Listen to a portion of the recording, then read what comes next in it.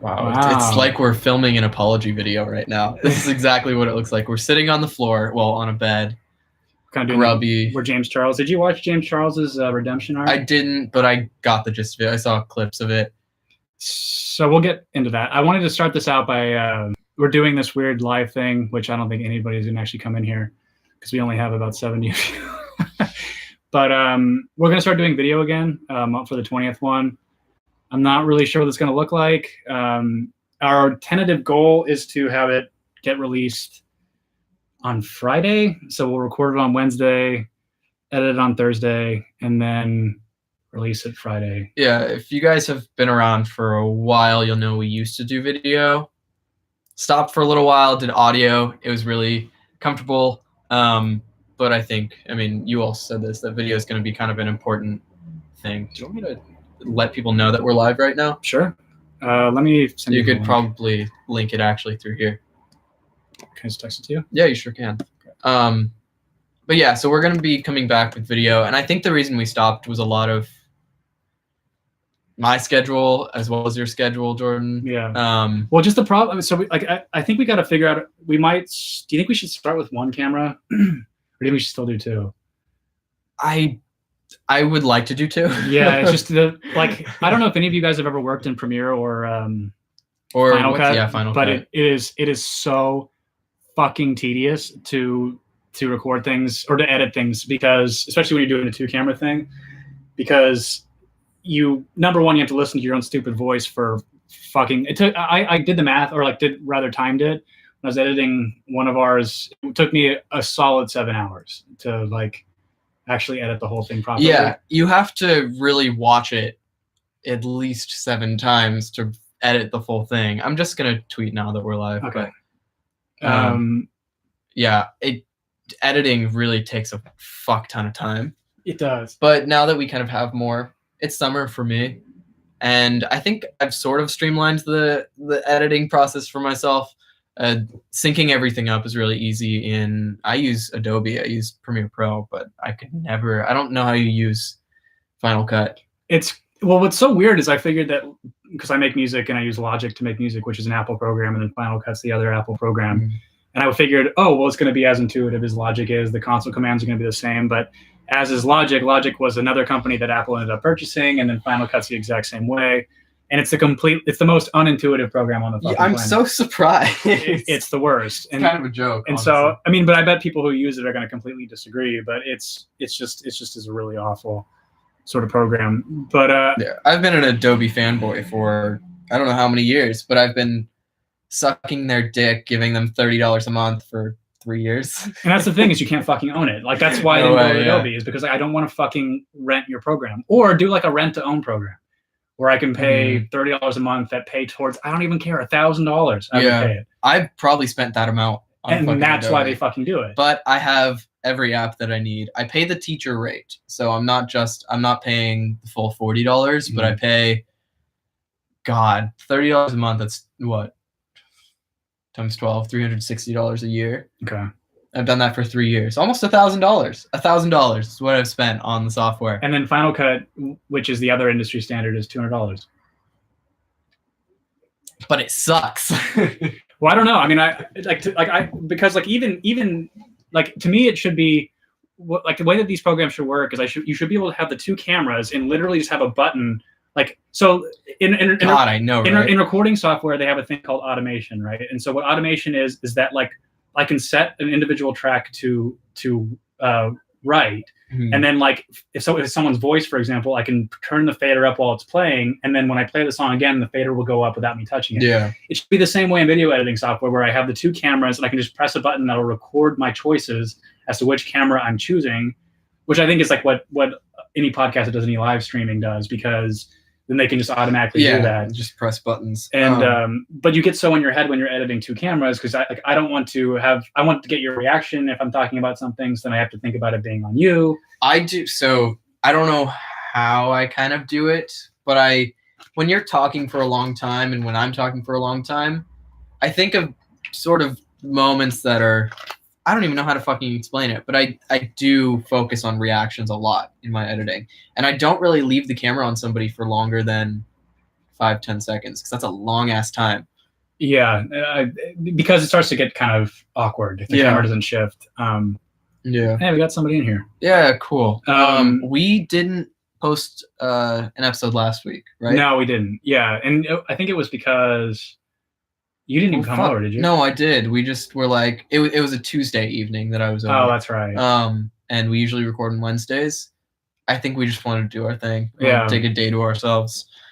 But I mean, I think that's okay. We're gonna come back with video, and this is kind of cool, actually. Yeah, I like that. Well, it's actually so funny because I was looking into what it takes in order to stream from a camera over live, and you have to buy this little box, and then that allows you to like stream in 4K. You don't want to do like you want to stream in 1080p, but you can use this little box to have your camera go directly into YouTube Live, and so you can actually end up watching. Is that something you'd want to do?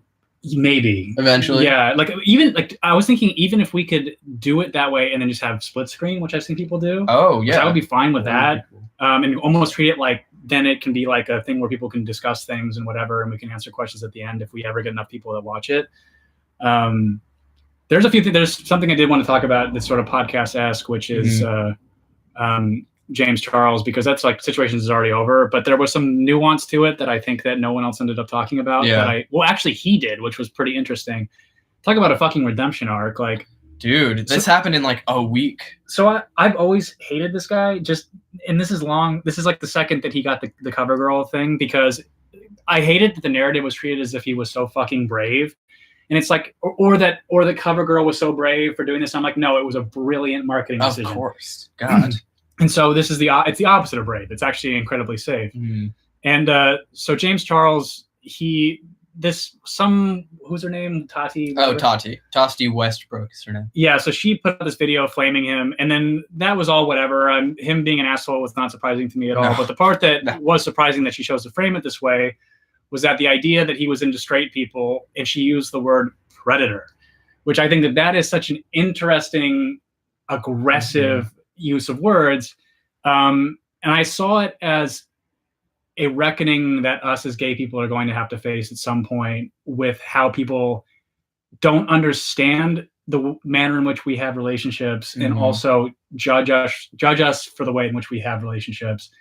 And I saw the way that she framed that narrative, and also Jeffree Star, who clearly was trying to deflect from his own bad behavior, was framing it the same way. Jeez, he's got some demons. And I mean, Shane Dawson did a whole ass like docuseries on Jeffree Star trying to redeem him, and I think it worked. I think it worked for a little while, dude. And I'm starting to really fucking kind of not like that guy, because I feel like he's just almost become a PR agent for like YouTubers that people don't like.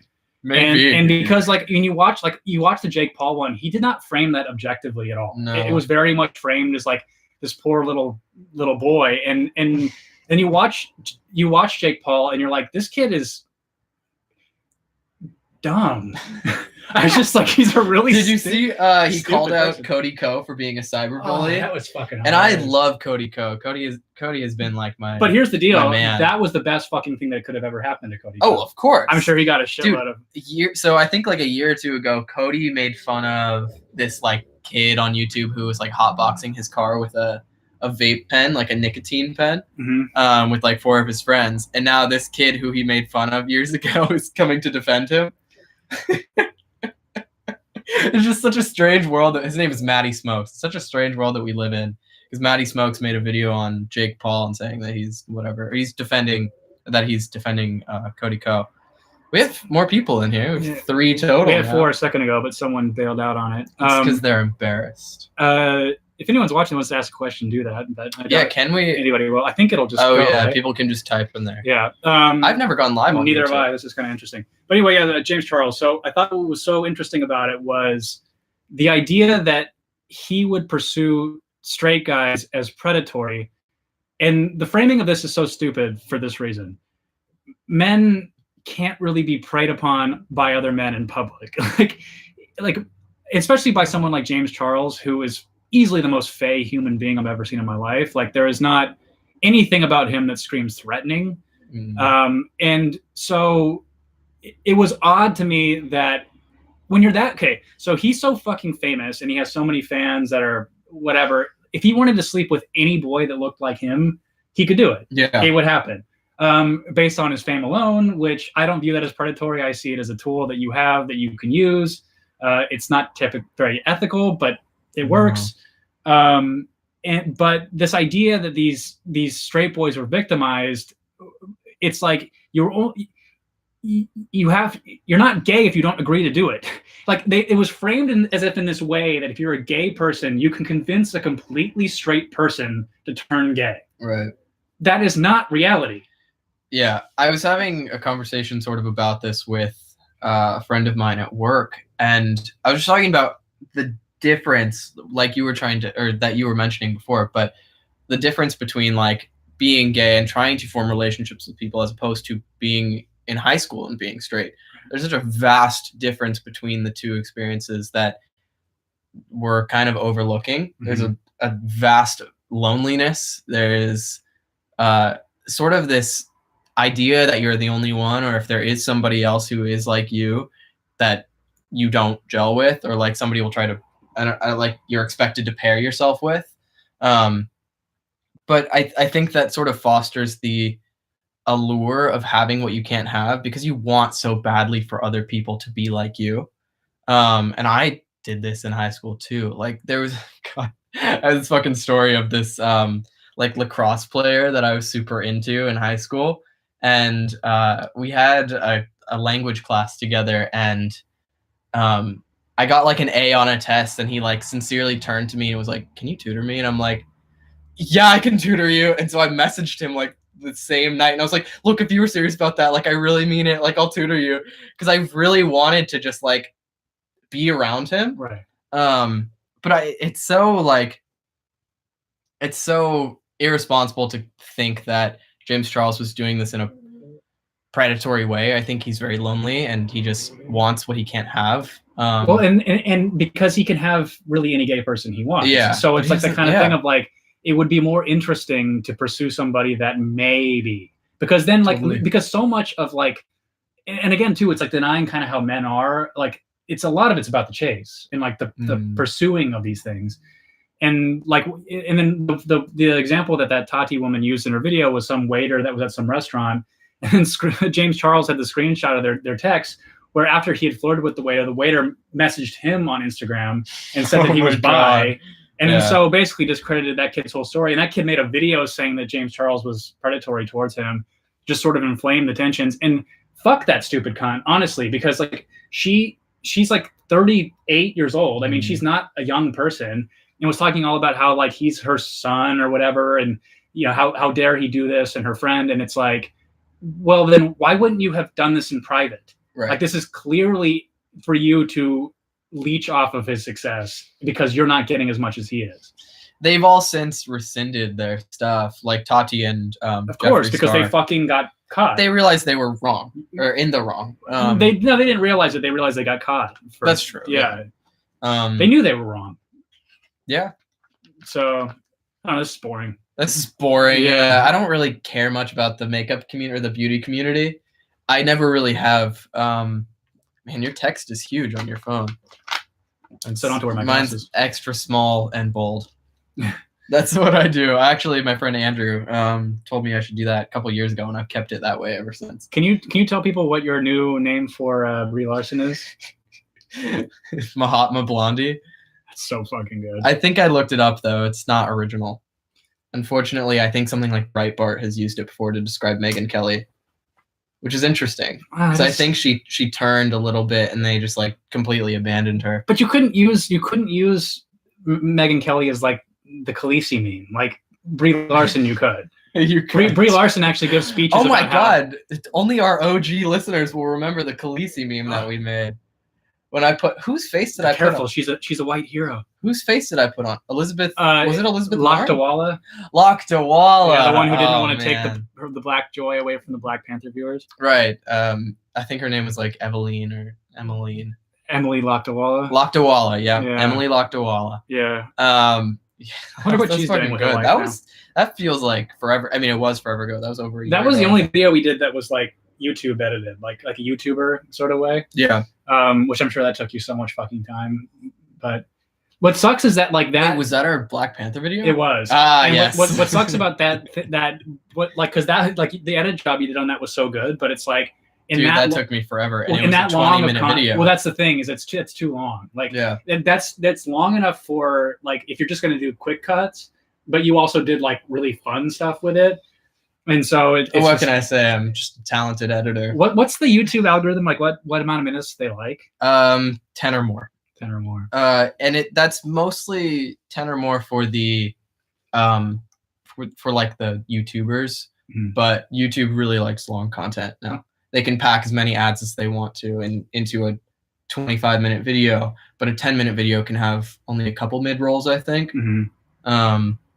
Yeah, so that's why a lot of people have taken to streaming and just posting their streams on YouTube because they can monetize them so much more than posting episode by episode. It's so dangerous to stream though, like for a lot of these people, like because you could accidentally say something. Yeah, but I mean, I don't really care, but a lot of them do, and it's just so funny. But you know, I can't really think of anybody who has said anything that has. Is there anybody that's been successfully completely canceled? Because I think like if James Charles didn't even have his redemption arc, he would have still maintained about 12 million followers. Yeah. Who's been completely canceled? That's hard to say. I don't know if there has been any. I mean, Logan Paul filmed a fucking dead body, so and he's still fine. Around. Yeah, still making money. So I don't know. I mean, back to that YouTube thing. Like even the Game Grumps of channel that I am not ashamed to say that I watch. You shouldn't be. They're fun and insightful. I'm really wondering if Chimney Portions is watching right now because he told me he didn't want me to know what his YouTube name was because he only watches hot ASMR girls with big tits. Oh, I'm into that. There's this one ASMR dude who I watch, and I fell asleep watching him, and then I is he the one that's like Thor? Yeah, and then I immediately had a sex dream about him. Yeah, he's super hot. Although like his videos aren't like amazing. They're nice because like he has like a gimmick that he goes for. He has like this rude ASMR gimmick. But they're kind of all the same. They're kind of all the same role play that he does. He's done like a teacher one. He's done a CEO interview one. And they're all just like, are you the right person? Like, you look like trash. You shouldn't be here. The thing is, like, he's so I don't want someone that looks like that to do His ASMR. His name is Fred's Voice, by the way. Yeah, you don't want somebody who looks like that to do ASMR? No, why not? I like the little pixie girls. They're more. I like. Or like the really. I'm wearing a bindi right now, clearly, because I this fucking mountain on my. That's a good one. You can see it from the light, which just really emphasizes it. Yeah. So wait, you were sorry. I think I interrupted you. You were saying that like I have no fucking Game Grumps, and they said something about. So Game Grumps is suffering a lot because they've had to extend the length of their videos. A year ago, all of their videos would have been 11 minutes. Now they're 17 and 19 minutes. Because I feel like they're suffering, and they've mentioned this before in streams that they do, which I think is a really good avenue for them. They do 3-hour-long streams, I think once a week, and they play a video game and then they upload that stream because it's watchable and they can monetize it. But the Grumps have been sort of losing traction or losing their footing. At least I think they have been with like money. I just think gaming channels are kind of over, or they're like sort of, or like it's shifted a lot to streaming, right on Twitch and shit. And but on Twitch you can't fucking do anything, right? You can't curse. You can't. You can't. No, you can't. You can't drink. You can't curse. They're really strict about the rules. I think that's what I heard. Like, yeah. But let's see. What do we? We have 4 people here. Hi. That's we're one more than. Oh, god damn it! Fuck. We're so popular. What do you? Fuck. We've missed a whole week, so there's a lot to talk about. I mean, it was just all the same fucking noise making. Like, there's this. Do you want to talk about the abortion thing at all? Yeah, I do. I do. It's so interesting to me because strap in, everybody. Because obviously, what happened in Alabama and Georgia are unfortunate, right? Conversely, New York's really overreaching law was a bit much, as Larry David would say. Much. He thought the Jews were a bit much.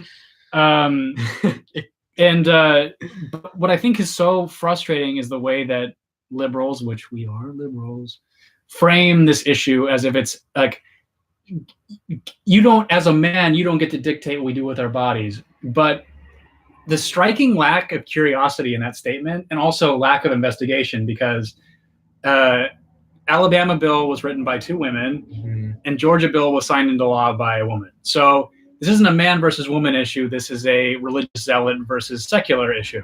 And there is something I want to say after you finish. Just well, go ahead. Before we move on. No, go ahead. Oh, it's still about this? Yeah. Oh, okay. Well, then go ahead. Okay. Well, I mean, we've seen, what, 4 or 5 different states pass new legislation? Right. This is not a coincidence.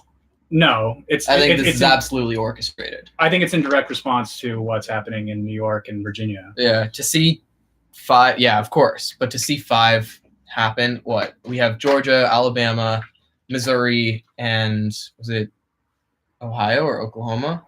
One of Missouri was the last one I heard about, so then I've kind of lost track, because I just think that here's why I don't really give a shit, because this, and even Ben Shapiro said this, which would surprise you, but he's like, this is going to backfire because it's too extreme, is essentially what he said. Because people are going to fight it, it's going to get sent up to different courts, it'll get to the Supreme Court, and because of Roe v. Wade, they're just not going to hear it.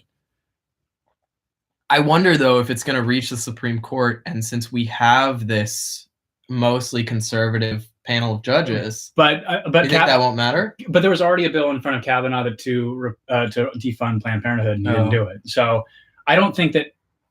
So like, obviously, judges in the Supreme Court are going to have their biases based on whatever their political opinions are. But at the end of the day, like, ideally, their job is to interpret the law and make judgments. Yeah. And that we have Roe versus Wade to protect this particular issue. Totally. But what's been so frustrating about this is just this lack of honesty about how pro-choice people really see this issue. And if you're pro-choice, you have to admit a really, really, really glaring thing that's going to make you super uncomfortable. And it's that you believe in a small version of eugenics in a way. And that word is super dirty and a really nasty thing to say. But it's this idea that, like, we view life differently than religious people. So in the case that I always bring up, and some of you may be too young to know what I'm talking about, but I'll explain it, is this case, this woman called Terri Schiavo. This happened in, I think, the early 2000s. I could have it wrong. I think it was 99. It was. I think because I wasn't conscious. So basically, what happened was this woman, I believe she got in a car accident, and she ended up becoming completely brain damaged. I mean, pretty much all you saw of her was this husk of a human who just like moaned. It was really hard to watch her on TV. Now, even then, and I would have, if it was 1999, I would have been 9. I would have been like, that is not human existence. Like, even my 9-year-old brain saw it that way. And now being 29, 20 years later, I still see it the same way.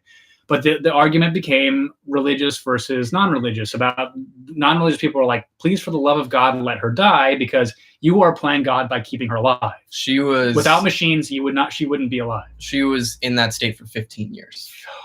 15 years, yeah. 1990 to 2005. And the parents, in Pinellas Park, Florida. That's really close to where I lived. And the parents, in their defense, like, I understand them holding on to some kind of hope for their daughter, but the husband saw the writing on the wall. He doesn't have any power over her body. He did. He did? Yeah. So, but mostly, I think that she, because they didn't anticipate this happening. This is why everybody should write a will. Make sure you know who has power of attorney.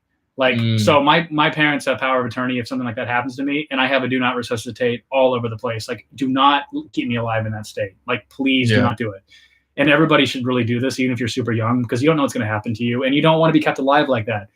My point of it is that you need to understand that you're viewing life the same way, and religious people who are pro-life aren't evil people. They just view life differently than you do. So I don't view a fetus before 3 months to be really much of a life that has a lot of value. The second that we can start to understand the fetus would feel even a comprehensible amount of pain or have any kind of cognizance, it should become a moral problem for you.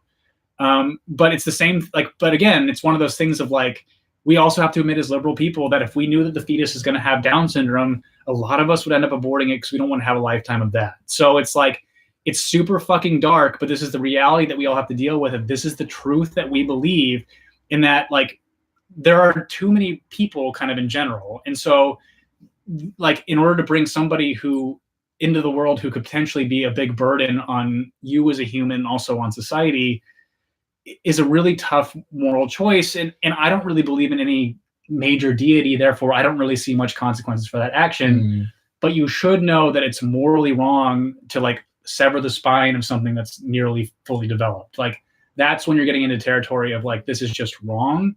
But I'm with the pro-life people. I think that life could theoretically start at conception, but it could. But I mean, who it are we also to could say not. that at all? That's the reality of it. Like each side having any certainty about this is so fucking arrogant, because there's no objective truth to this. There isn't. And so I think what's hurting us as liberals the most is the way in which we're framing this argument, and it's really fucking women right now. Like they just seem to not understand, like, ladies, it is both of us. It's both men and women. It is not just you. Like, unless you want to just like have it be a single mother or whatever, it's like there is both parties are involved. And like, but all the obvious cases like rape, incest, yeah, of course, get rid of it. Like, I mean, you don't have to live a lifetime with that. That's fucking crazy. So, that's not a fucking miracle. Like that's where religious people really fucking lose me, because it's like God's decision for you. Yeah, and like that, like that honestly, like all the things in which they call like they consider it God's plan is why I don't believe in their God. It's like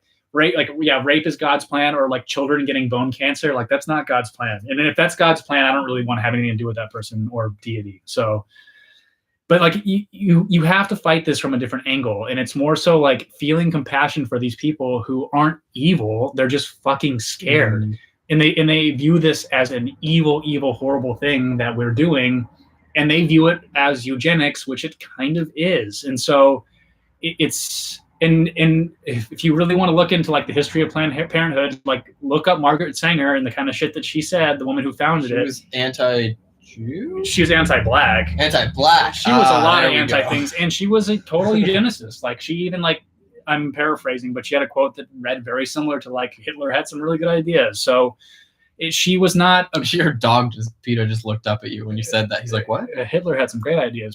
Peter thinks. And that's going to be what's taken out of context in all I No. But yeah, it's just like the framing is like the serious problem on it. But that's about it. I mean, like, honestly, just if you're going to really have much passion about this, which I suspect anybody who actually gives a shit about what we have to say, they're not going to think of it that way. But I'm telling you, like, so many of my educated friends just had the fucking Siberian takes on this. Like, they were the coldest, stupidest fucking takes I've ever heard in my life. Siberian takes. Dude, the fucking worst. And it's like, you want to just shake them and be like, you're making this worse. Like, will you please just do better? But they can't. They're just so, they're like, they like, as the Soph video we just watched, they're so concerned with people liking them. And they feel like if they deviate from the plan, trademark, they will not be liked. And it's like, and we accept any voice as authority now that like will abide by a tweet that has 10,000 likes because it seems right or it seems popular.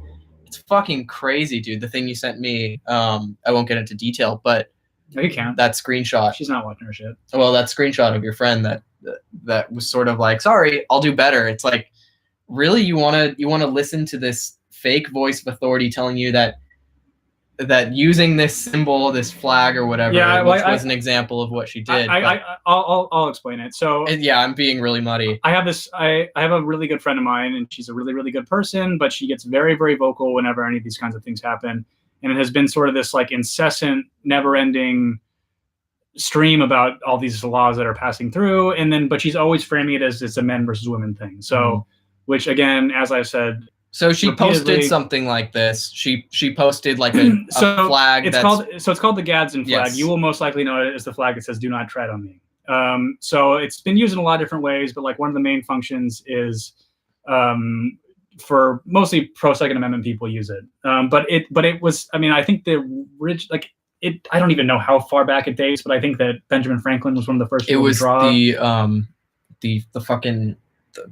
What's the war where we separated from England? Revolutionary War. But it was actually before we had the Stars and Bars. It was our original flag. for the country. Yeah. And then so Yeah. she posted, there's a version of it. I'm going to make sure she's edited it out, but see if you can see this. So it's like a uterus that has "Don't Tread on Me" with it, but it's with this snake instead of a coiled, it's shaped like a uterus. So she said, she posted that on her Instagram, and then she retweeted or like screenshotted a tweet that said, "This is peak white feminism. The 'Don't Tread on Me' flag is from a pro-slavery government and has been co-opted by libertarian racists and even the Ku Klux Klan for decades. And you're okay with using it as long as it's empowering women, OMFG." Which is ridiculous, right? Because you can... What made me so frustrated about that is that, number one, to call it the "Don't Tread on Me" flag means that you don't even know what the fuck that it is and what its actual name is, which means you may not be an authority that's worth listening to on this issue. And the second part is that, like, if you even just go to the fucking Wikipedia page, there's literally nothing about it being used for any kind of hate symbol or anything. Yeah. And then my friend says, "Yo, honestly, my bad for using this a few days ago. There's no excuse. I promise I'll do better." So capitulating to a fucking retard who knows nothing about... Who has the 10,000 likes on Twitter. Right. Because she had a fucking Siberian take. That garners your wrong. Ethos. Yeah. Or was fake news. Yeah. So, I mean, even that fucking argument about the flag is like, everything pre-1860s was from a pro-slavery government. You can't really escape our history. It's just like a fact. You can't... I mean, you could say that about us separating from the King of England, like, oh, we separated during a pro-slavery government. We should totally denounce that. We should denounce our revolution. But even though like there's so much that. But even though this flag has something to do with it, it's sort of like this too now is a problem. And it's like I do that all the time. And it sucks. I love it. Stop giving Nazis things that are normal. So it's like what? Yeah. Because you only attach the power to this if you allow that. If you keep, Nazis aren't saying that's what they're using it for. It's fucking liberal journalists who keep writing that it's a fucking hate symbol. And it's like, what was that? Like Hitler drank milk. Should we not drink milk anymore? Like, what the fuck are you talking about? It makes no fucking sense anymore. There was a politician who was like sitting with her arms like this, like her arms crossed, and she had sort of the OK symbol on her arm. Do you remember that? Yeah. I don't know if she was a politician or like she was like an activist or a wife of a politician or something. Well, now they're just yeah. It doesn't even matter. And then Marine Le Pen, the conservative woman in France who probably won winning. God eventually. Damn, dude. Yeah, there's a big... Did you hear about Australia, too? They now have they put in a massively conservative right-wing government. Yeah. Italy... Which is like... It's crazy. Nigel Farage the pendulum is just swinging. Because it's the shit we're talking about. It's like... It's like, now that everybody's voice is amplified, the thing that I give conservatives massive credit for is their message is clear. All we do is fucking infight about stupid shit, and it's like, and we look fucking ridiculous in the process. And so we have no unified message that anyone can take seriously at this point. So if you're like you and I was telling Sean before we started this live stream of like our whole goal of having this podcast, or other people that I watch or listen to, Tim Pool, that girl Soph that I just was talking about, like the idea is to fix this, but don't become a pro-life Christian. Like you don't, that's not the answer to this. Yeah. Like just make this whole thing better. And all the fucking beta male turds who keep writing these fucking shit takes on things are the ones that don't fucking stand a chance in the real world anyway. And all they have is their fucking keyboard. So you need out in the real world. That's what's so crazy is like even responding to my friend that had that stupid fucking take. She placated me. But I know she thinks I'm fucking insane. Like she thinks that I'm a fucking I know it. I know that she took issue with it, but she's too she'd rather blast out that really intense message than actually have a dialogue with me about like even saying you can disagree with me. Well, maybe people feel like they can't because I'm intense, but yeah, I think you'd be a little less intense if you want people to have, I don't know, the discourse with you. I don't know. Especially people who are as intense, but on the opposite. On like not the opposite end, but like the extreme end. But yeah, dude, I don't fucking know. If someone has a good argument, like I won't, there's no way I can get upset. It's like mostly if they're arguing from a position that is just like categorically false or lazy. Yeah. That's when it pisses me off. it's like if someone, like, so I'm pro-gun, which makes me out of the orthodox. But if I think someone, you'll find that the vast majority of people are pro-gun to some extent, right? I think that like I'm a bit more extreme than the normal, just because like I see even taking away AR-15s is like a chipping away of something that just eventually eradicate, or basically make it California or New York, where we can't have a concealed carry even if you fucking take training and do all the kinds of classes to be able to do this kind of thing. Like, it's impossible in those two states. Like, you can apply, but you're not going to fucking get it. And I think that like the training should be rigorous, and you should have to take a lot of classes, and it should be like a really intensive thing. But even so, I'm all right with like having gun licenses and these kinds of things. So I think if the government really decided to start coming and collecting them based on who they knew had them, it would just end in bloodshed. So much of the government or the military would be like, we're killing our family now, so this is not what we want to do anymore, and it would just end the war, I think, altogether. Which is why I think it's good to have an armed populace. But where's I even going with that? I have no fucking clue. Oh, you said that like your alignment. Oh, so if someone had a really, really good anti-gun argument that I couldn't refute, I would like tip my fedora and be like, yeah, my lady. My liberal. My liberal, yeah. But I've never heard one. I've never heard one that I didn't have a better response to, ever. Yeah. Which makes me think that it's not really. And again, like the abortion argument is one that is tough. Like an intelligent conservative person, the way that they frame it, it really boils down to a philosophical argument that has no right or wrong. And so, like, I want to have. I mean, I don't even have a stake in this. I'm not fucking raw dogging women, obviously. So I hope not. Yeah, right. So that'd be a problem, wouldn't it? Only me, right? Yeah, only you. Correct.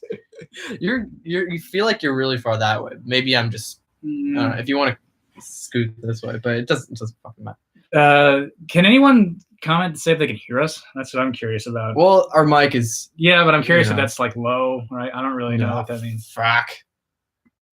And I muted it for a second, but yeah. I thought maybe I could adjust the sensitivity of it. I think they can hear us. I think most of the people here are like, I don't really want to comment. I don't have a Siberian means take 2 on out of these 3. issues. So let's see if I have anything in my little note dude, here. we saw Detective Pikachu. We did. And this is totally off of. It's fine. I might as well do something lighter. I can hear you. Oh, cool. Neon Oni. Oh, nice. Thank you very much. Oni, does that mean it's like a monster kind of thing in Japanese, right? I know kaiju. Onigiri? Something like that. Isn't that kaiju?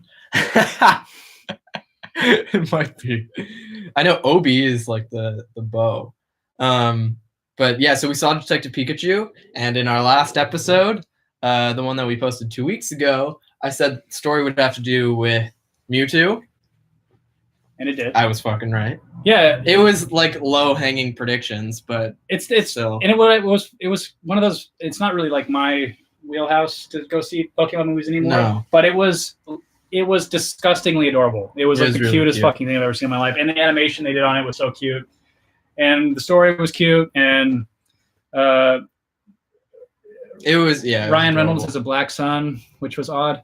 Well, the son had a black mom. That's true. He was kind of like the perfectly racially ambiguous person, right? Yeah. So like he could have been, I guess, kind of a tweener. Ryan Reynolds is like too white though. That kid, like, there's just no way. There's just no way that there's got to be some that could color have been in what there. was produced. It wasn't kind of like, it was kind of funny at the end, right? When it's like dad, and it's like white Ryan Reynolds and the black kid.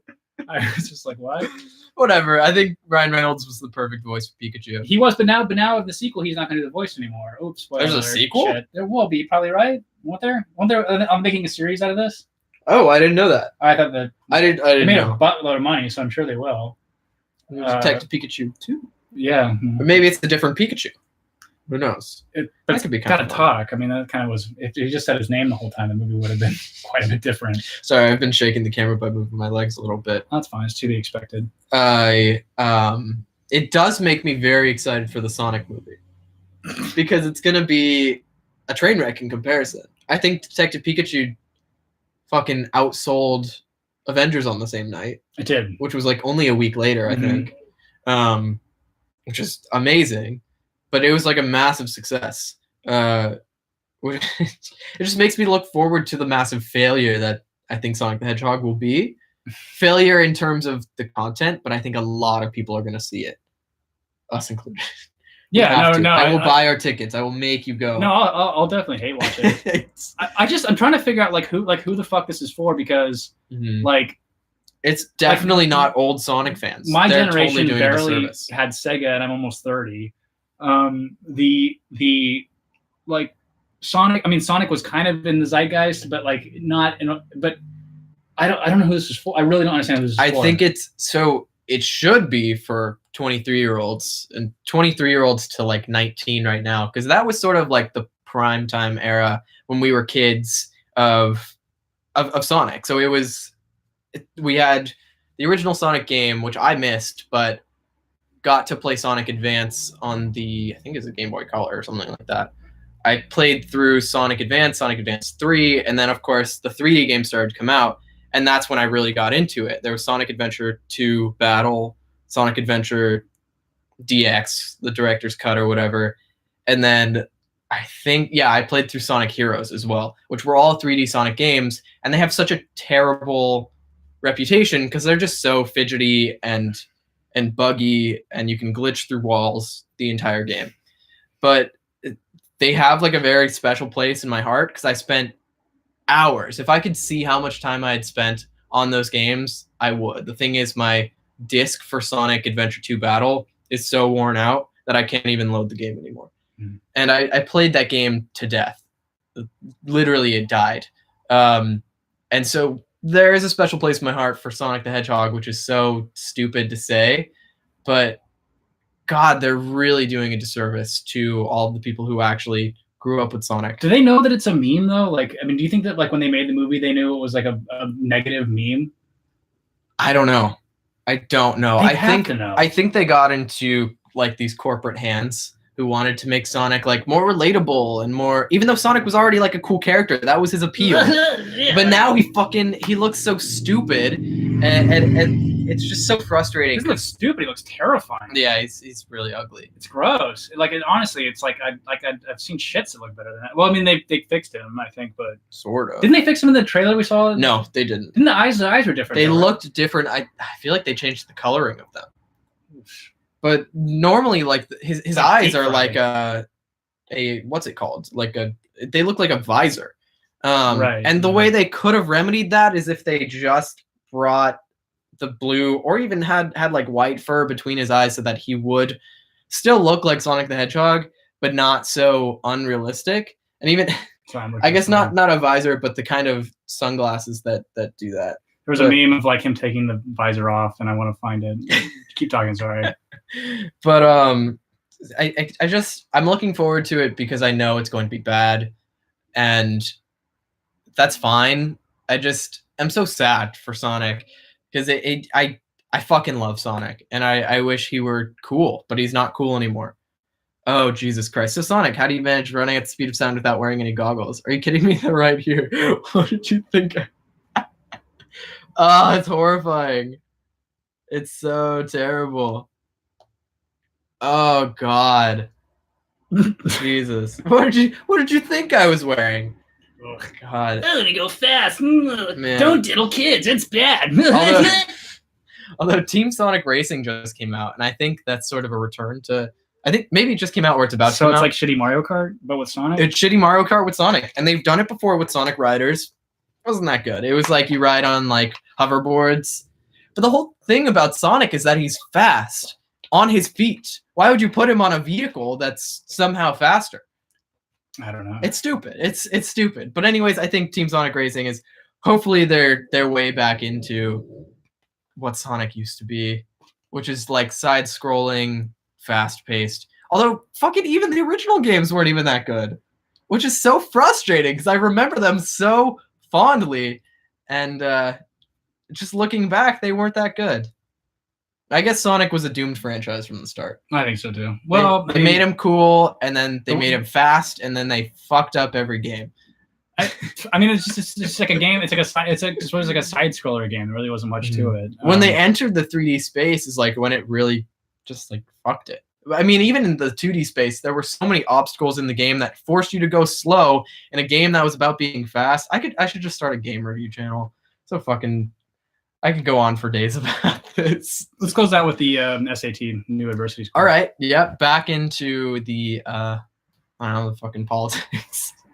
So the SAT is rolling in new scoring that takes into account your like social upbringing. So where you grew up, what schools you attended.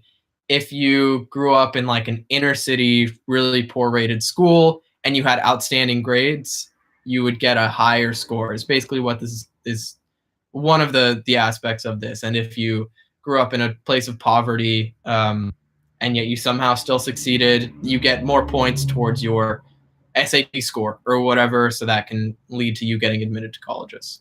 So do you want to go ahead and give your fucking pitch? I think it just further devalues an already completely useless thing. What? Okay, so I was thinking that it might actually help these students. So I think we've long ignored the fact that poverty affects every group and that it's not exclusive to racial minorities. Oh no, BuzzFeed told me that it only affects Black people. Okay. The thing is, I think this is a step closer towards getting rid of affirmative action, which is interesting territory because this can sort of boost up the white students who live in poverty or the Black students who live in upper middle class families. It can like sort of even the playing field, and this is going to sound fucking racist, but it can even the playing field among races in college admissions. Does that sound absurd? No, but I think that you shouldn't get into college if you're not the best possible student that should get in. Like if you get a fucking 4.7 on everything, and if you didn't get in because you weren't poor enough, it's retarded. Yeah. And also too, it's like, so then if we're only letting in, if we're letting people in this way, then what value does a degree have if it's not somebody who we think is smart enough to get into college? Like, and I think that we're just further getting closer to the point that college degrees are, not all of them, but like anything that really isn't STEM at this point is, dude, can you imagine having a fucking journalism degree right now? What are you gonna write about? what are you gonna write about? But then also like some fucking dolt on his laptop goes on his webcam and gets like way more views than you'll ever get in your whole lifetime. Yeah, just like us, 3. Right. Well, that's more than fucking some cat blogger on YouTube or on BuzzFeed or whatever. It's like, and also too, on to tack onto that, it's like so salon.com. Yeah, let's jump into it. Sold for $3.5 million, but it's only in $500,000 installments. And there's no guarantee that this person who bought salon.com, we still don't know who the fuck it is actually going to pay out the full amount. And I see this as the first domino falling, because all of these major companies, Vice, Vox, BuzzFeed, they were all valued at like $50 million, like not even 4 years ago. And in the last 4 years, they have now become utterly worthless. And I think what's happening is what we're seeing with Salon is going to be a domino effect. It's going to be Salon, BuzzFeed, Vice, Vox, CNN, MSNBC, and I think Fox will be able to kind of maintain until all their boomer audience dies. But I think that we're seeing the end of corporate media as we know it. And thank God. Fucking sucks. And this like independent news, even what we were just watching, you and I with Soap's video. Or Tim Pool. It's just, we have access to the internet now, and especially the younger generation, like me, who grew up with the internet. I was on the computer at like 7, and I've been able to seek out my own information. I don't watch TV. Who fucking watches TV anymore? I simply gather my own information because I can. I have access to it. I'm not taking information from people who are voices of authority. I'm seeking out voices of authority myself. And you do the same as well. But I think growing up, like Soph was saying, right now, and having the internet in the palm of your hands, literally, is going to drastically change the news media landscape, because they can't shape the narrative anymore. It's like I was telling you, it was so funny. I watched Tucker Carlson and then John Oliver back to back. It was like a YouTube autoplay thing, and you could tell the second.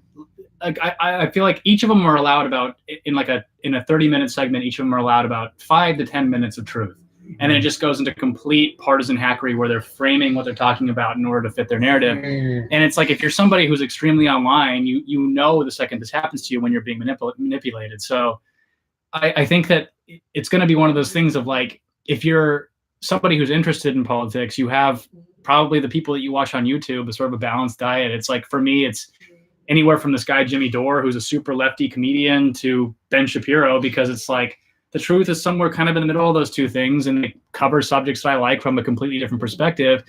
And then you feel like you had a nutritious diet of news, and you're not really getting slanted in either direction. But you watch CNN, and it's just like the anti-Trump network. It's literally all that guy is so fucking in their head. That's all the fuck they talk about. MSNBC is the same kind of clown car. NPR has even lost their shit, and Fox has always just been the same, so that's no surprise. So I'm just glad to see boomer media dying, and also too like that fucking fruitcake Ezra Klein.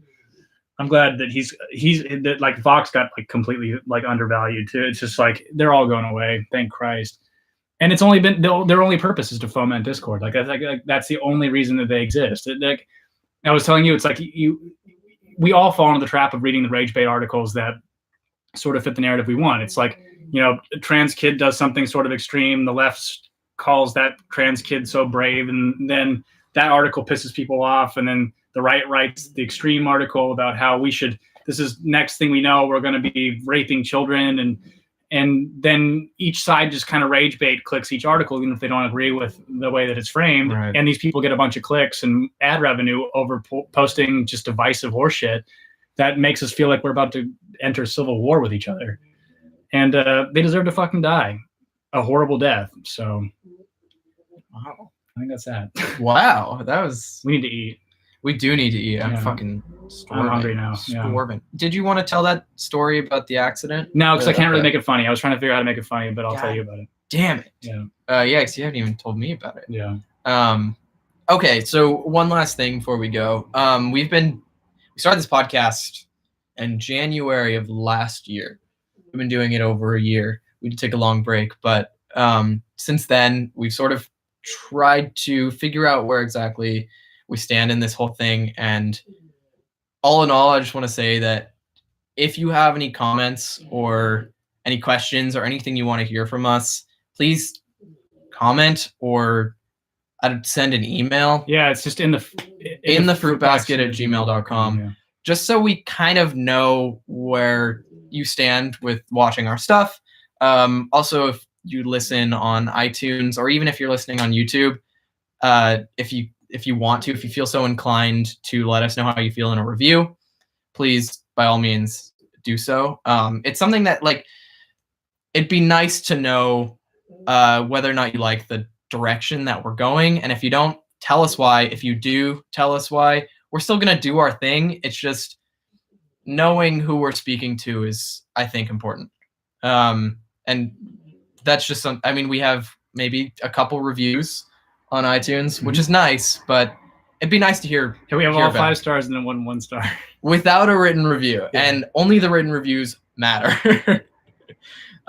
Which is interesting because the written review is a 5-star one, I think. Yeah, it is. It's really nice, but it's nice to know that we're not just in like an echo chamber. So if you watch a video and something speaks to you, let us know. No. That's kind of it. I mean, the review thing and the comment thing, it's nice to have discussions with the people who are watching these. And I hate when YouTubers and I guess just like media people try to refer to people as their fans and being like, I want to have an open discussion with my fans. But like what I'm trying to say is we're on level playing field right now. The only difference is that we're talking into a camera. And it would be nice to have open discussions. So if you want to leave a review or a comment. Yeah, that's like almost like one of the only reasons why I really care about it growing is like I just would love to kind of take the temperature of people who are watching us. Yeah. Like I said, it'd be nice to know who's listening. Yeah. in an earnest way. I don't mean like I don't fucking know. Telling us what But you want to hear. yeah, exactly. So be honest. If you feel so inclined to let us know if you're liking or disliking this. All right. Well, Shunker That's it. Corn. Love you guys. Love you too. Bye. Love you all. Boop.